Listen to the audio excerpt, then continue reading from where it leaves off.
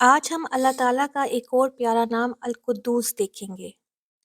امام قرطبی فرماتے ہیں کہ یہ اللہ کا وہ نام ہے جو کسی اور کو دیا نہیں جا سکتا، یعنی یہ وہ نام ہے جو الف لام یعنی ال کے بغیر نہیں کسی کو دے سکتے۔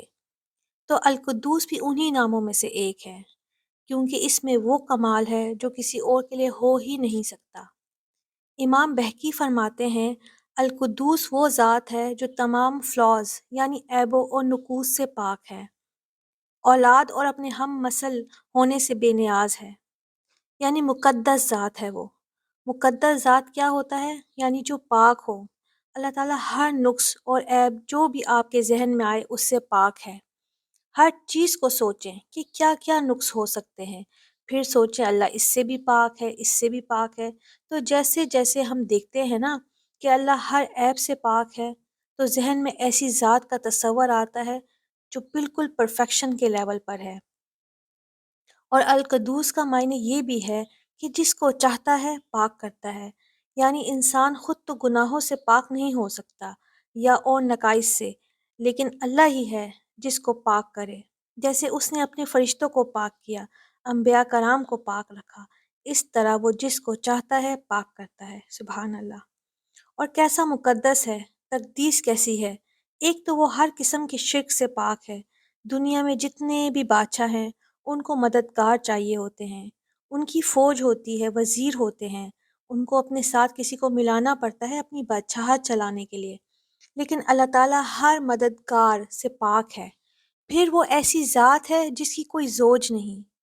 انسان کو پارٹنر کی ضرورت ہوتی ہے، اسی وجہ سے جنت میں اسے پارٹنر دیا گیا، کیونکہ انسان پارٹنر کے بغیر انجوائے نہیں کر سکتا۔ لیکن میرا اللہ پاک ہے، پھر اس کی کوئی مثل نہیں۔ ہم کہہ ہی نہیں سکتے کہ اللہ تعالیٰ فلاں جیسا ہے، کیونکہ ہم ذہن میں لا ہی نہیں سکتے۔ اللہ تعالیٰ نے خود اپنی محبت کی مثال دی ہے کہ وہ 70 ماؤں سے زیادہ محبت کرنے والا ہے، صرف ہمیں سمجھانے کے لیے۔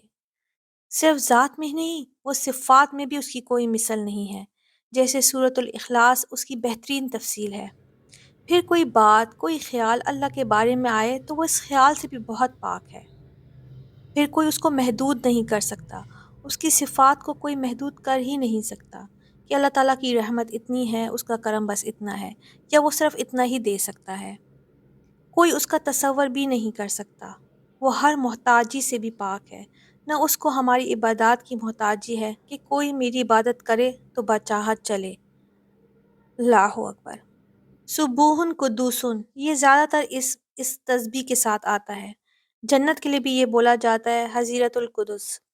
حدیث میں آتا ہے جو قدرت کے باوجود شراب چھوڑ دیتا ہے، یعنی کوئی خرید بھی سکتا ہے، پی بھی سکتا ہے، کوئی دیکھنے والا بھی نہیں اور ماحول بھی ویسا ہے، پھر بھی وہ اس کو ہاتھ نہیں لگاتا، تو اللہ تعالیٰ فرماتے ہیں میں اس کو ضرور حضیرت القدس کی شراب پلاؤں گا۔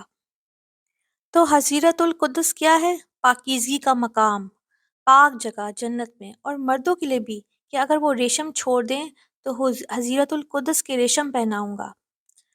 اللہ تعالیٰ کا یہ نام سورہ حشر کی آخری آیتوں میں بھی آتا ہے۔ 2 جگہ قرآن پاک میں آتا ہے سبوہن، وہ نام ہے جو حدیث میں آتا ہے، اور قدوسن قرآن میں بھی آتا ہے۔ وہ بھول چوک سے پاک ہے، اونگ نیند سے پاک ہے، ہر چیز کو موت آنی ہے جو بھی اس نے پیدا کی ہے، لیکن وہ خود اس سے پاک ہے۔ وہ ہمیشہ سے تھا اور ہمیشہ رہے گا۔ کم علمی اور جہالت سے پاک ہے، نہ اس کو کھانے کی ضرورت ہے، نہ پینے کی، نہ مال کی۔ وہ جھوٹ سے پاک ہے، تو پھر اس نے جتنے بھی وعدے کیے ہیں وہ حق ہیں۔ اگر اس نے کہا ہے کہ میں اکیلا الہ ہوں تو وہ اکیلا ہی ہے۔ اگر اس نے کہا کہ قیامت آئے گی تو بے شک قیامت آئے گی۔ اگر اس نے کہا جنت جہنم ہے تو ہے۔ پھر وہ تھکاوٹ سے بھی پاک ہے، بہت بلند ہے۔ فرمایا کہ 6 دنوں میں آسمان اور زمین کو پیدا کیا اور وہ تھکا نہیں۔ غلط فیصلے کرنے سے بھی پاک ہے۔ ایک تسبیح ہے جو محمد صلی اللہ علیہ وآلہ وسلم اپنے سجدوں اور رکوع میں کرتے تھے، سبوحن قدوس رب الملائکۃ والروح۔ یہ پڑھا کریں۔ وہ رب جو ملائکہ کا ہے اور روح جبرائیل علیہ السلام کا ہے، وہ بڑا پاک ہے، ہر عیب سے پاک ہے، ہر نقص سے پاک ہے۔ محمد صلی اللہ علیہ وآلہ وسلم جب تہجد کے لیے اٹھتے تھے تو یہ عمل کرتے تھے، اس میں بڑا ہی فائدہ ہے ہمارے لیے۔ حضرت عائشہ رضی اللہ تعالیٰ عنہ فرماتی ہیں کہ آپ صلی اللہ علیہ وآلہ وسلم بستر سے تہجد کے لیے اٹھتے تو 10 مرتبہ اللہ اکبر، 10 مرتبہ الحمدللہ، 10 مرتبہ سبحان اللہ و بحمدہ سبحان الملک القدوس اور 10 مرتبہ استغفر اللہ، پھر 10 مرتبہ لا الہ الا اللہ فرماتے تھے۔